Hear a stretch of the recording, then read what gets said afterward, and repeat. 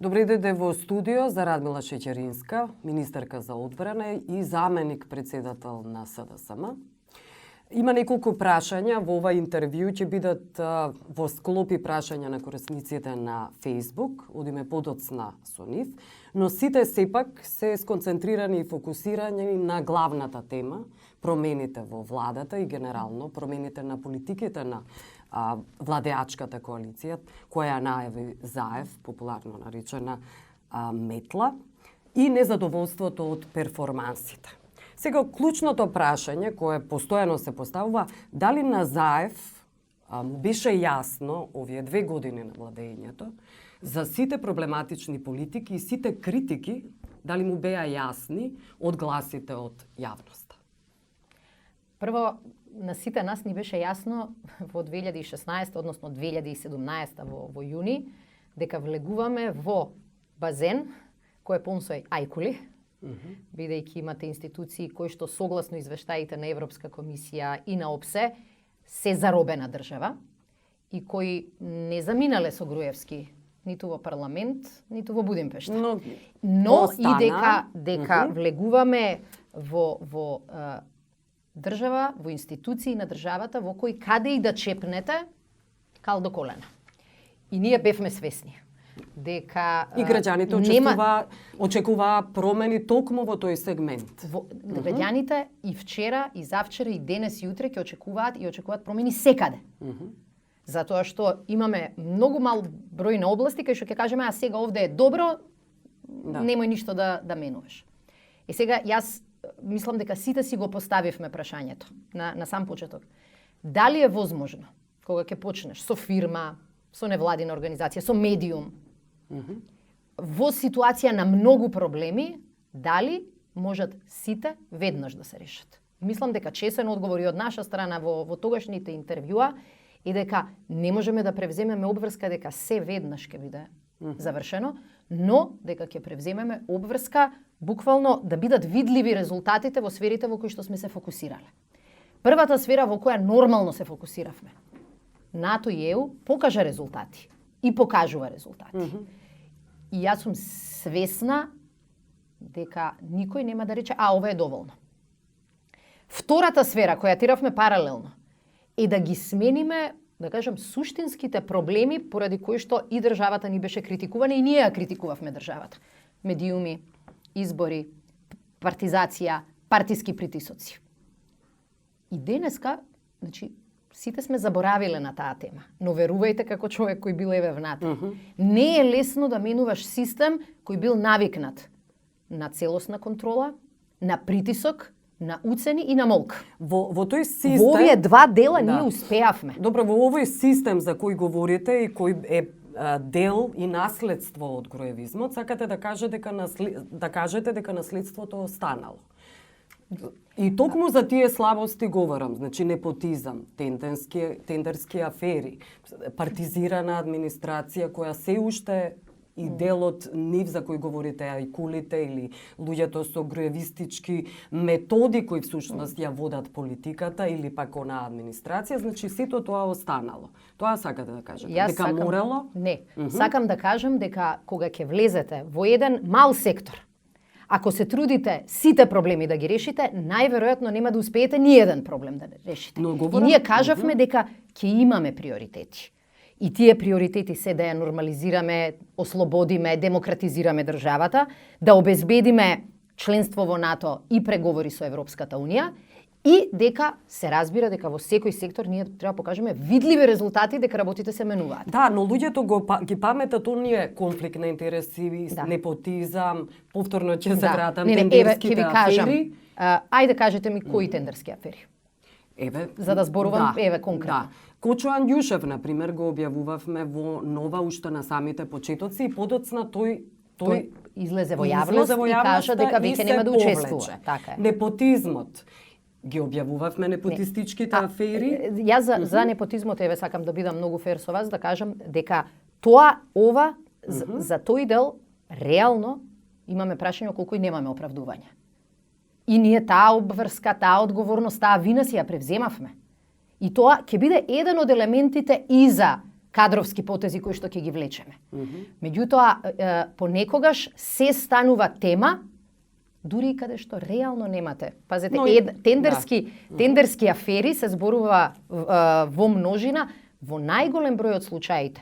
Секој пат кога ќе имаше одредена критика, имаше и реакција. Но знаете, тендерските реагенции, например, на Филипче, за кој мојата колешка Менче Точи толку време работеше и всушност подоцна се регулираше. И тендерот не беше спроведен така, како резултат на критика во јавност. Да, но луѓето, сакам да ви кажам, ги паметат темните области и меморијата всушност се фокусира на тоа.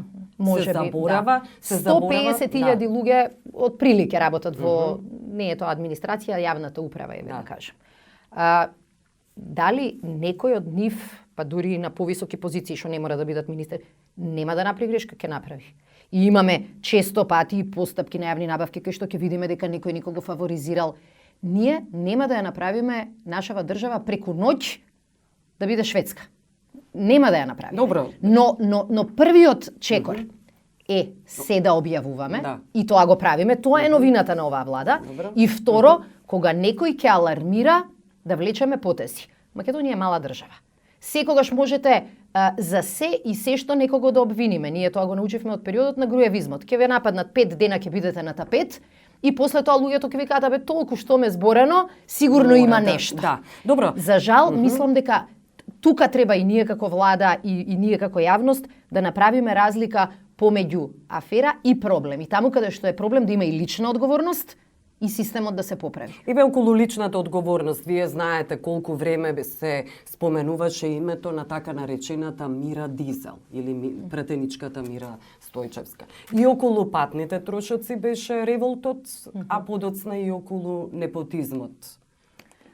И луѓето очекуваат дека тие луѓе, заради тоа што видите секаде има корумпирана власт, но дека тие луѓе ќе се повлечат ако немаат доволно свест дека вие како повисоки функционери ќе инсистирате до тоа да дојде. Две прашања се тука. Едното е така патните трошоци. Во сенка на сите критики падна одлуката на собранието да ги намали патните трошоци. Јас сум била долго време пратеник во собранието. Како пратеник од Скопје сум земала 0 патни трошоци за патување. Значи најлесно би ми било да кажам јас да ја прифатам вашата критика и да кажам не треба да се исплаќаат. Но како некој кој често патувал и во Делчево, и во јас ќе ви кажам дека астрономски суми беа. Но се намалени. Десетици илјади За тој кој што ги нема, и овие се астрономски суми. Ама ние треба да кажеме, окей, нема да исплаќаме патни трошоци и тоа е решение. И да знаеме дека 90% од пратениците ќе бидат и ќе живеат во Скопје. Премногу истата јас мислам дека тој дел, тоа е затоа ако доаѓаш почесто, значи прво е ако има злоупотреба, што значи пријавиш трошок, а не дојдеш на работа, мислам дека тогаш не ние, собранието треба да бара оставки од таквите пратеници. Се разбира. Во вториот дел мислам дека критиката беше пооправдана затоа што тешко е да одбраните таква ситуација и не случајно. Ако не се лажам, синот беше еден кој што беше под лупата на јавноста, под критика и на Комисијата за спречување на корупцијата, си замина, си даде отказ од работното место. Можеме да се вратиме назад и да помислиме кога пред 2,5 години тоа било возможно. Никој од нас не беше слеп. Никој од нас не разбирам, но не требаше да се случи. Јас да ви кажам, тоа е луѓето прават грешки. Системот треба да ги поправа грешките. Во моменти кога Гордана Јанкуловска беше министер и кога нејзиниот сопруг беше избран прво да биде советник на премиерот, а после тоа и член на инспекторскиот совет, ако не се лажам, имавме еден предлог во партија да направиме изјава да дадеме во врска со тоа. Никој не сметаше дека е тоа тема, бидејќи тоа стана стандард. Сите сопруги, сестри, го чувме еден од министрите кажуваше, работат или во АЕК или во некој од другите агенции. Молк 10 години. Добро. Многу луѓе помислиле дека тоа треба сега истото ние да го правиме. Тоа не беше наша цел. Видете, и покажавме дека се Никој повлекуваме. не очекува да биде безгрешна ниту владата, ниту партијата. Но елементарна пристојност очекуваат луѓето баш заради гроевизмот и траумите низ кои поминуваат. Јас сум свесна, ние сме свесни дека секогаш лупата после тој период ќе биде 10 пати појак. Да. Но да не ни се случи заради лупата да не ја забележиме шумата. Добро, дали вие како негов заменик, практично и во владата и во СДСМ сте десна рака на Заев, на него мислам, дали му укажувате на сите овие слабости? Премиерот Заев за овие слабости говореше јавно и беше, Низ ако не се лажам, години. За овие случаи дури беше еден од првите кој што рече дека ќе побарам да се повлечат луѓето кои што вака биле вработени. Но претходно дали бил информиран? Видете, сите ние сме информирани најчесто кога ќе излезе се во јавност. Не, добро знаете како. Во принцип, високите функционери секогаш се штедат од вистината и од реалност. Не мислам дека Заев е тип на премиер кој што се труди да се штеди. Напротив, има контакт со многу луѓе, доаѓаат до него информациите. Меѓутоа, прашањето е дали еден премиер може да се не само семоќен. Замислете ако сите списоци на кои се вработил доаѓаат кај него на маса. Тогаш ќе имаме втора верзија на груевизам за да знае за некои од случаите. Мислам дека тоа невозможно. Невозможно е, но генерално проблемите мора да се знаат. Она што го имаме како договор е дека и меѓу нас и со луѓето зборуваме отворено. Еден дел од критиките се оправдани, треба да се коригираме. Еден дел од критиките, не, генерално сега кога зборувам. Еден дел од критиките не само што се неоправдани. Еден дел од критиките може да бидат и манипулација. Јас сум сигурна дека постојат и луѓе кои што се противат на било какви промени и намерно пуштаат и дезинформации, и фейк ньюс, и лаги кои што не тераат да го трошиме времето да демантираме, а не да работиме. Добро, Јас се сеќавам на сетете се на вежбата на Криволак. Сите тие структури кои што сериозно работат против нашето НАТО членство беа лоцирани да постојано повторуваат иста работа, загадување, радиоактивни материјали и така натаму. И тоа функционира, затоа што пола време наместо да се занимавате со суштински прашања, вие треба да демантирате една елементарна лага. Ова постои во секоја област. Да, ајде околу менувањето на таа социјалистичка култура за која говориме, партизирано општество, партизирана администрација. Дали вие лично како втор човек практично во владата, во власта, би инициирале ставање крај на именување на директори, заменици директори, управни и надзорни одбори токму од страна на владата? А кој друг да ги бира? Кажете ми. Да.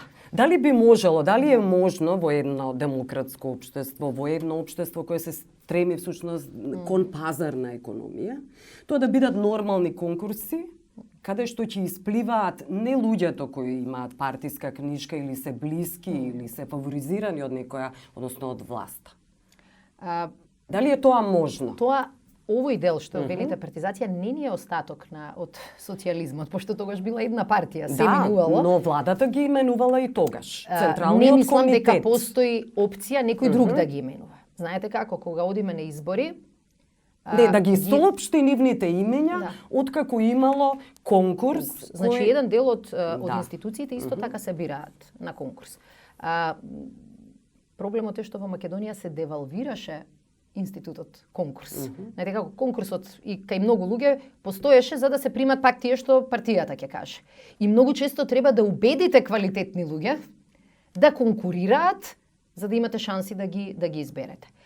Не може владата да се крие зад било кој друг, бидејќи превзема одговорност кога не бираат како влада, очекуваат ова да го направиме, ова да го промениме и за тоа треба да имаме целосна доверба во луѓето што ги ставаме. Но никаде не пишува дали тие луѓе треба да бидат партиски силни фигури или треба да ја делат само нашата програма како да ги менуваме работите. Јас сакам некој кога ќе тргнеме сега социјална политика. Вчера се одобри големиот социјален пакет. Зарем мислите дека некој, министер или директор ќе ја спроведува социјалната политика во која нема верба? А таа е повеќе пари на деца, повеќе пари на повеќе семејства, за да им овозможиме да излезат од сиромаштија. Ти требаат луѓе кои ќе го прифатат она што си го пишал во својата програма. Но немам дилеми дека професионалноста, искуството, да се менаџираат институции, да се менаџираат дури и фирми, мора да биде еден од клучните аргументи кога носиме одлуки. Таму каде што имавме посилни личности на прва позиција, посилни во смисол на искуство, на знаење, секогаш или во најголем број случаи резултатите ни беа подобри. Добро, дали и тоа е една од анализите кои што ги правиме. Како да ги најдеме луѓето кои веруваат во истите цели, ама некои од нив видете и од луѓето што ги именувавме немаат партиска книшка. Но се блиски, не мора да имаат партиска книшка, но се блиски веруваат во тие партијата. вредности. Јас не можам да земеме директор кој што има, не знам, конзервативни вредности, кој што мисли дека државата не треба да помага на никој, затоа што е пазарна економија. Ние не веруваме во тоа. Веруваме дека државата треба да им помогне на тие што се посиромашни, на тие кои што немаат шанса детето ниту да им добие здравство, ниту да им добие образование што го заслужува. Такви луѓе се многу повеќе од нашите членови. Добро. И тука имаме неколку примери кои ни покажаа дека е многу важно да го најдеш вистинскиот човек кој може тоа да го спроведе, кој знае, кој има биографија, ама и кој има знаење како тие работи да се завршат. Па добро, ама и ВЕЛЕМ и МИПСУ покажаа дека десетици луѓе има всушност случај на од функционерите има всушност случај на непотизам, примањето на во ЕЛЕМ во Интересот да се влезе во вакви предпријатија е поголем заради тоа што платите се повисоки. И тука е по мене затоа и фокусот таму бил и на кандидати и после тоа на јавноста да ги анализира но тие не се вработувања. квалификувани, предпоставувам, да влезат во битката, во конкуренцијата на приватните фирми. Ние, ќе ви кажам лично, дека понекогаш убедувам луѓе кои работат или во приватен сектор, или кои што работат во одредени невладени организации, странски организации, да прифатат некоја функција. Тешко е да ги убедите. Да. Знаете зошто? Платите се пониски, а од друга страна притисокот на јавноста е многу поголем. Но лесно е роднините на функционерите да ги добиваат. Велам, немам оправдување, со праве гнево. И ја можам да сватам дека ако има чувство дека некој може се, а некој не може ништо право. Ќе бидат ли такви директори сменати? Тоа е клучното прашање кое јавноста постојано го поставува. Јавноста ни бара од нас неколку работи.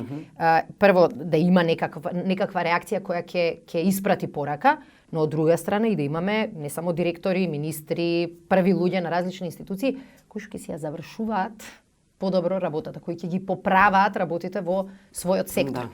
И жал ми е што во одредени сектори, например, многу напред отидоа работите во делот на производството наше на електрична енергија, како еве инженер можеби ќе кажам. Произведуваме повеќе. И не само што помалку увезуваме, извезуваме електрична енергија. Прилично се при крај активностите за поставување на филтри во рек Битола. Се размислува на зголемување на производството на сите наши капацитети. Влегуваме во фотоволтаици. Не само малите хидроелектрани, туку и ЕЛЕМ станува инвеститор сериозен. А се тоа паѓа во сенка на вработувања во предпријатието. Се разбира дека тоа би паднало во сенка.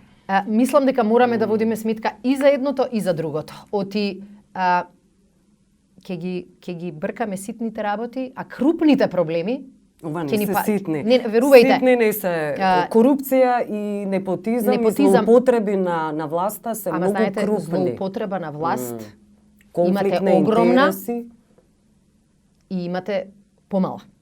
Значи ние еве ќе во нашето општество нема отидено во затвор, се разбира. Не знаете како телефон да сврти некој или да дојде да бара средба за да помогнеме на некого да се вработи, се смета за нормално. И мислите тоа преку ноќ ќе го смениме. Луѓето кога нема тоа да им го завршите, мислат дека сте лош, а не дека се трудите системот да функционира без ургенции. Значи тоа за жал длабоко се нормализирало. Коренето се разбира во. И таа култура нема брзо да ја смениме, но се согласувам со вас, треба да почне од првите луѓе. Да. и да почне од почеток, уште од почеток кога се гледаат тие дефекти. Има и лавини реакции околу трошоците на председателите. Денеска и антикорупцијска Иванов и Црвенковски ги споменува, но ме интересира мене зошто дозволува власта, еве Иванов да бира, заради тоа што е осомничен сушност, дека осомничен. Сега веќе почнува некаква истрага, дека можеби тоа се канцелари на некој негов близок, не се детектира, не се кажува кој. Зошто тие прискапи канцеларии, кои не ги плаќа државата, не ги плаќа владата, туку граѓаните, зошто му се дава можност, широк простор за маневр, тој да ги бира, наместо државата да каже владата, дека има државни канцеларии, кои се слободни, кои може да ги користи. Нема владата многу слободни канцеларии. Но ќе се најде сега некој, ќе ви кажам вчера водевме дискусија за влада околу новите простории кои се потребни за Државната комисија за спречување на корупцијата.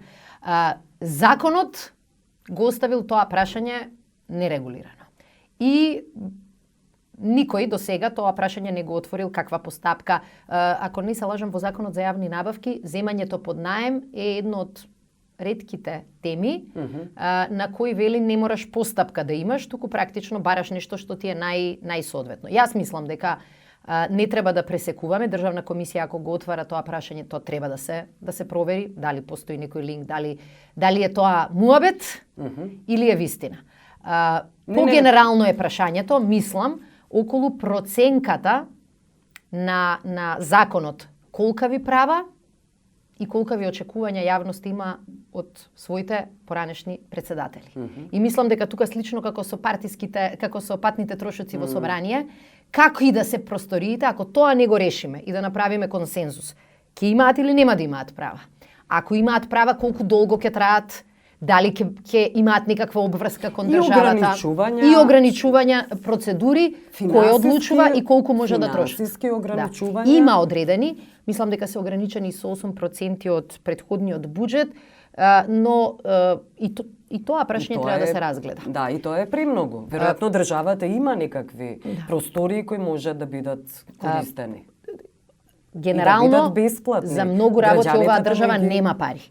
И баш заради тоа, за многу прашања треба да најде како да заштеди пари. Можда тие мали се парите во вкупен износ во споредба со цел буџет на државата, ама на луѓето им пречат. Се разбира. Тие би требало да бидат пренасочени кон некои по-приоритетни цели. Едно прашање кој го добив но анонимно во мојот инбокс на Facebook, сака да остане анонимен, значи корисникот околу коалицијата со ДУИ и постои ли некаков вид таква перцепција има всушност во јавноста за ложништво на СДСМ или на Заев кон Ахмети, и ДУИ и Ахмети инсистираат и чистките и водењето на политиката да биде стрикно фокусирано во нивната партија. Ние сме коалициона влада, да. И ако некој можеше да излезе со ваква теза после изборите, бидејќи реално коалиција без ДУИ, ниедна коалиција не беше возможна. Сега постојат и различни опции. Но ние мора да бидеме одговорни луѓе. Членството во НАТО ни е тука. Ама никогаш, додека не ја завршиш целата работа, ништо не ти е гарантирано. Преговорите со Европската Унија ќе ги почнеме. Ама и тука ништо не ти е гарантирано. Оно што го научивме изминативе 5-16 години, особено после кандидатскиот статус, и дека нема еднаш за секогаш завршена работа. Се може да се упропасти. Да. И во моменти во кои овие прашања, во следниве 6 месеци, тие две стратешки прашања за државата ќе се решат, да не зборувам за другите важни теми за кои дискутиравме. Ако ние почнеме сега, пак се повлечеме во нашиот партиски двор и да кажеме, ни одговара некој друг да влезе, па можда поише ќе зачуваме за СДСМ, ќе биде добро можда за нас. Ќе биде лошо за државата. Ние во коалициона влада влеговме со јасна порака, која сите ја прифатија. Партиите се легитимен дел од владата. Преговараме со партии. Кога ќе ја направиме владата функционира како едно. Добро, значи нема автономија, сакате да кажете, кај Ахмети?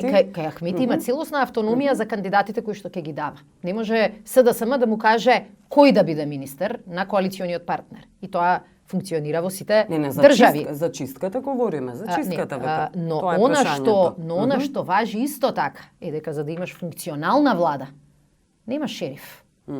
Не може министар да биде, ако не функционира, или директор, тогаш седнуваме и разговараме како да најдеме Добро, решение. одговорот е заеднички, се доаѓа Одговорот е, до решение. партиите имаат право и обврска да даваат кандидати. На крај, премиерот носи одлуки. И мислам дека тоа е јасно на сите. Затоа што оној тип на влада во кој што се одговара пред некој друг и јас не ти се мешам во твоето, ти не ми се мешаш во моето, не доведоа до ова дереже. Добро. Ајде едно прашање на Facebook корисник и често се поставуваше и од јавност околу посетата на папата. Градот се чисти, го цитирам, кога ќе дојде папата и се функционира безпрекорно. Дојчен Станојков е Facebook корисникот. Да, и тоа беше причина за револт. Видете, прво беше причина за гордост. Мислам дека најголемиот дел, особено жители на Скопје, веле, види сме можеле.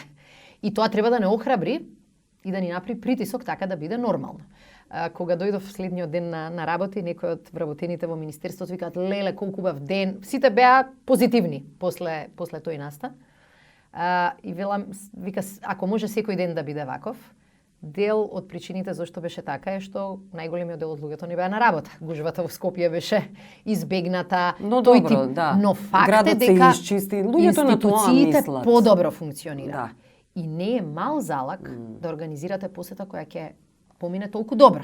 Значи, ние покажуваме дека под притисок, кога имаме фокус, знаеме да испорачаме резултати. И тоа е охрабрување или малку и притисок кон сите нас во влада, кон локална власт, дека тоа треба да ни стане стандард Секојдневие. секојдневие. Да. И мислам дека им покажа на неверниците дека не треба само да се жалат и да кажам немаме доволно луѓе, немаме доволно, туку да го повторат тоа што го работевме тој. Да, ги повикувате, значи.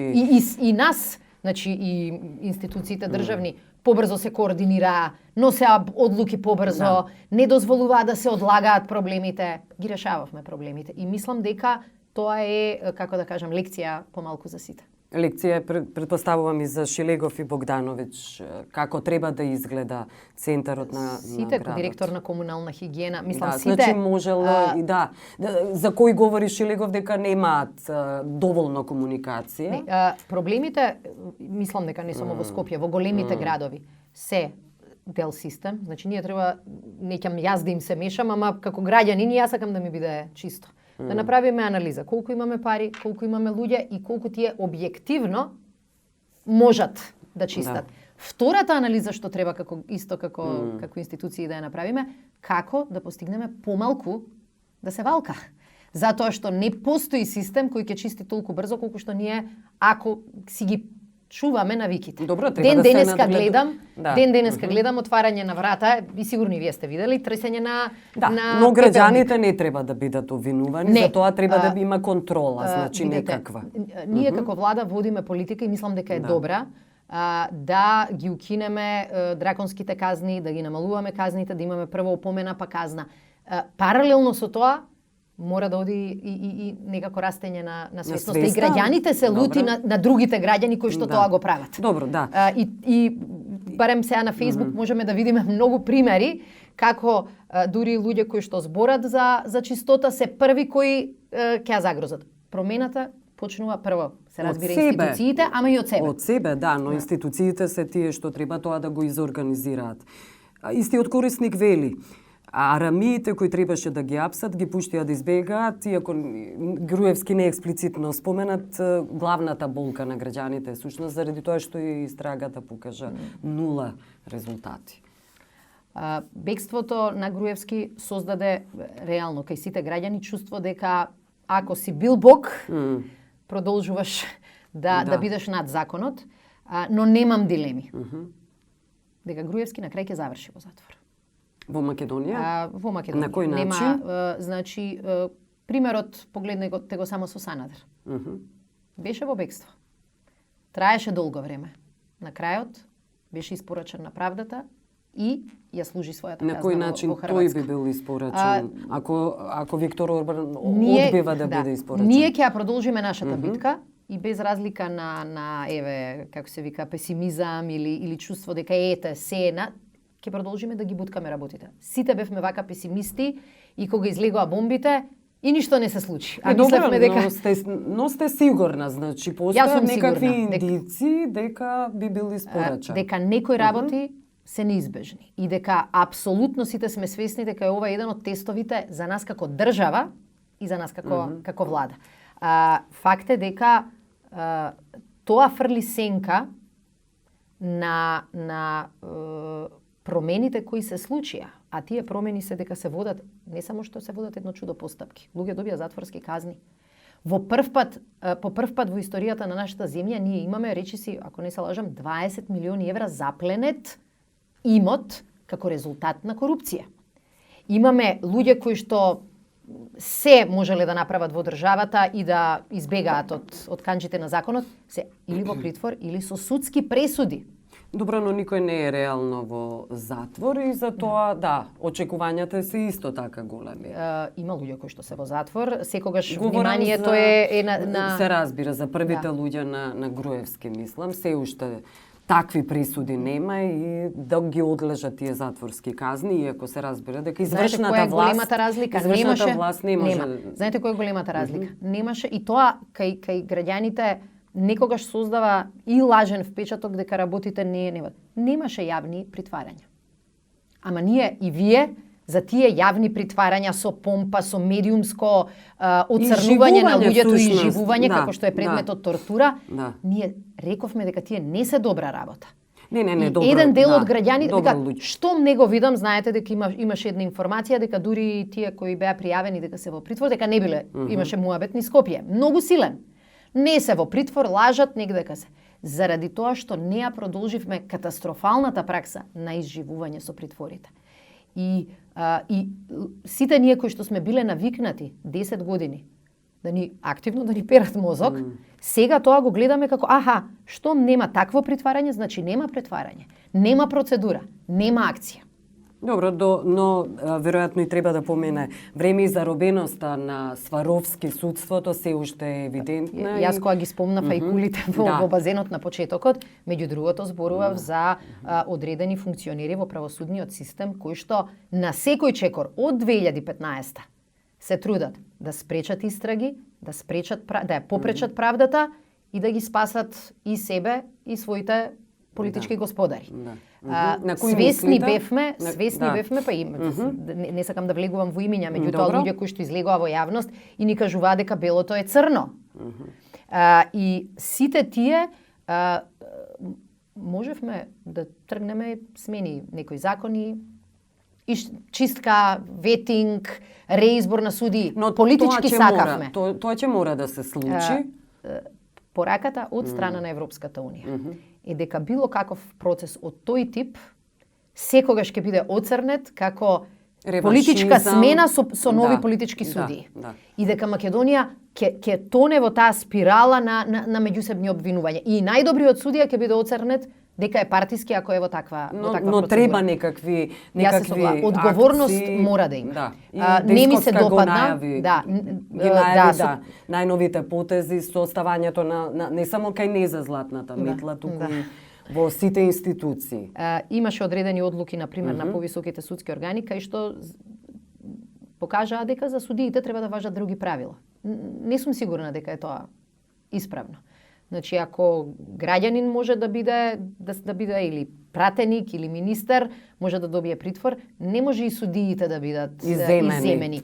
Тоа се секогаш тешки одлуки и не треба лесно да се превземаат. Плюс притворот не е решение. Најмалку важно е притворот. Притворот служи за да не избегаш, за да не влиеш на суди. Не е тој казна. Кај нас во нашиот веќе менталитет влезе како елемент на казна, но факт е дека не може правилата различно да важат за различни функции или за граѓаните. Владимир Вуксановиќ, Facebook, врзано со Министерството за одбрана, зошто дозволивте да пропадне договорот со израелците за обука на пилоти во Министерството за одбрана? Договорот не е пропаднат, но сакавме да се однесуваме домаќински и да преговараме за помала цена од тоа што претходно било договорено. Заради тоа што бил направен договор и веќе се видело дека не можат да се испорачаат сите услуги. И по мене не е одговорно ако човек плати иста сума на пари, а при тоа услугата која треба да биде испорачена не е целосно испорачена. Центарот за обука за пилоти ќе продолжи да функционира, а ние како влада со ваквите одлуки и со преговорите успеавме да ги намалиме цените, односно да ја намалиме сумата која што како држава ќе треба да ја исплатиме. Добро. И уште едно прашање од истиот Facebook корисник, кој ќе ги купува хеликоптерите за потрага и спасување? Ова прашање многу важно е. Јас сега не знам дали мисли генерално на системот, претпоставам државниот систем за Search and Rescue. Разговараме заедно и со Министерството за внатрешни и со другите институции, Дирекцијата за заштита и спасување. Не мислам дека ни требаат три различни системи. Ни треба еден центар, хеликоптерски, кој што практично ќе ги обслужува на повеќе ќе обслужува повеќе институции и генерално ќе дава ваков ресурс на државата. И околу тоа мислам дека во следниот период ќе имаме одлука која ќе биде централната институција и дали во една институција сите овие капацитети. Има во исто време има и интерес од страна на приватни фирми кои што сакаат приватно да нудат вакви Search and Rescue, меѓутоа државата си има и свој обврски. Тој тип на приватна иницијатива поврзана дури со медицинска евакуација е возможен, ама тоа не треба да не спречи и нас како држава свој ресурс да си имаме. Во моментов имаме хеликоптери во Министерството за внатрешни работи кои што се користат за тие намени, хеликоптери во Министерството за одбрана, односно во армијата кои се користат за тие намени, и при тоа често се различни типови, со различно одржување, со различни пилоти. Тоа е лош систем. Трошиме и не градиме еден аселен капацитет. Мислам дека тоа дефинитивно треба да биде во една институција и таа одлука треба да ја донесе владата. Добро. Прашање Александар Пециновиќ, колку е процентуално застапеноста на албанците во АРМ? Или како веќе тој вели се нарекува пододавката Северна, се разбира дека е АРМ. Добро. Да. Тоа е армија на Република Северна Македонија. Мислам дека на ниво на министерство и во армијата процентот е негдека околу 20%, 19,9 и 19,6, и ни продолжува нашата политика да водиме сметка и при приемот на професионални војници. Речиси целосно го запазивме минатата година да водиме сметка и за албанците и за другите припадници на етничките заедници. Потешко ни оди на војната академија, каде што школуваме офицери, затоа што имаме помал број кандидати. И се трудиме, еве и со посети во средни училишта, да го зголемиме интересот да се продолжи школувањето во војната академија од страна на сите заедници. Кај администрацијата во одбрана се разбира дека функционира тој принцип. Да. Добро, да. И ова прашање околу Турција, вие веќе претходно говоревте за тоа, дури изразивте стравување дека е можно да не се ратификува протоколот, но повторно доаѓаат сигнали дека е тоа невозможно. Не, јас изразив оптимизам дека стравување имаше. Имаше стравување од јавноста поради изјавите. Ние сакаме добра соработка со Турција, се трудиме сите прашања да ги решаваме и не очекувам дека ратификацијата може да биде загрозена од било кое друго прашање. Од истрагата за џуленистите и да бидат испорачени. Турција е една од земјите која што од самиот почеток на нашиот пат кон НАТО, тие се труделе, значи стратешки партнери, имаме договор за стратешко партнерство. Голем дел од донациите во армијата биле од Турција. Многу наши офицери се школуваат таму. И апсолутно, знаете, и во НАТО реално ни отварале многу врати. Сега кога сме блиско до целта, апсолутно немам страв дека ќе го загрозат тоа што заедно сме го работеле сиве овие години. Без разлика дали ќе бидат испорачени џуленистите. Тоа е друг процес. Тоа е друг процес. Но тие очекуваат тоа да се случи. Последната порака која што доаѓа од Турција ја потврдува оваа теза дека ратификацијата ја заслуживме и заради заедничко учество во мисии, и заради многу добра одбранбена и воена соработка. Да. Добро, јас благодарам за овој интервју. Ви благодарам.